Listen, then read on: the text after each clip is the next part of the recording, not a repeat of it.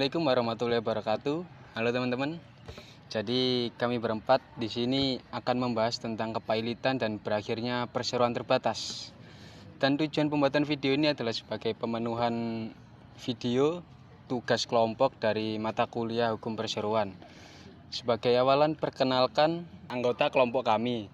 Pertama-tama, perkenalkan, nama saya Arkan Putra Kusuma Abadi dengan akhiran NIM 353. Lalu perkenalkan, nama saya Ariel Wismaka dengan akhiran NIM 358. Perkenalkan, nama saya Rafli Hagani dengan akhiran NIM 357. Perkenalkan, nama saya Muhammad Dafa Bagus Indrawan dengan NIM 344. Nah, jadi Mas Dafa, saya kan kurang paham nih tentang kepailitan. Bisa tolong dijelaskan?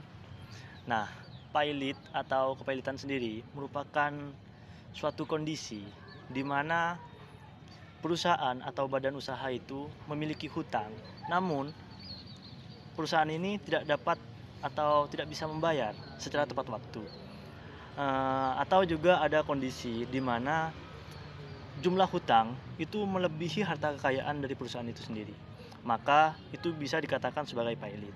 Nah, terkait dengan pailit ini sendiri terdapat beberapa syarat. Nah, syarat itu mungkin bisa dijelaskan oleh Mas Adil sendiri. Ya, mungkin bisa jelaskan sedikit ya yang saya ketahui. Jadi syarat utama agar suatu PT itu dapat menyatakan pailit oleh pengadilan telah tercantum dalam pasal 2 ayat 1 Undang-Undang tentang Kepailitan. Jadi syarat yang pertama itu adalah PT mempunyai minimal 2 atau lebih kreditur. Lalu syarat yang kedua, ada utang yang jatuh tempo dan dapat ditagih. Nah, apabila syarat ini sudah terpenuhi, maka kreditur maupun debitur dapat mengajukan permohonan pailit ke pengadilan niaga supaya dapat diputus pailit. Maka PT akan berada di bawah pengawasan kantor untuk mengurus serta membereskan harta kekayaannya. Begitu Mas Dafa, mungkin bisa dilanjut ya. Jadi secara garis besarnya guys, nah pailit ini bertujuan itu untuk mencegah debitur itu menyebabkan kerugian kepada krediturnya sendiri.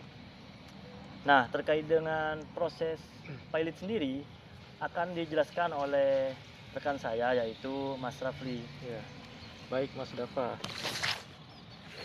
Dalam proses mengajukan kepailitan, yang pertama yaitu debitur yang bersangkutan, yang kedua kejaksaan, yang ketiga yaitu Bank Indonesia, yang keempat Bapempam, yang keenam Menteri Keuangan. Kemudian kita masuk ke bagian proses kepailitan. Terdapat beberapa tahapan penting. Yang pertama yaitu permohonan pailit yang diajukan ke pengadilan niaga. Yang kedua yaitu putusan pailit dikeluarkan oleh hakim. Yang ketiga, setelah ada putusan, maka PT akan menghilangkan hak untuk mengurus serta menguasai harta kekayaannya yang mana nantinya akan dialihkan ke kurator. Yang keempat, nantinya kurator itu akan melakukan investasi, penjualan aset dan pembayaran uang utang kepada debitur sesuai aturan. Selain itu, pailit PT juga bisa berakhir karena alasan lain loh. Misalnya, yang pertama itu jangka waktu berdiri PT yang telah berakhir. Yang kedua, putusan RUPS untuk membubarkan PT. Yang ketiga, dicabutnya izin usaha. Yang keempat, putusan pengadilan karena pelanggaran hukum. Nah, yang selanjutnya akan dijelaskan oleh rekan saya. Panjang juga ya. Nah, setelah PT dinyatakan berakhir, maka ada beberapa tahapan loh. Yang pertama, PT yang berakhir akan masuk ke tahap likuidasi, yaitu pemberesan seluruh aset dan kewajiban. Kemudian nama PT akan dihapus dari daftar perseroan di Kementerian Hukum dan HAM. Dan akhirnya PT dianggap tidak lagi memiliki status badan hukum.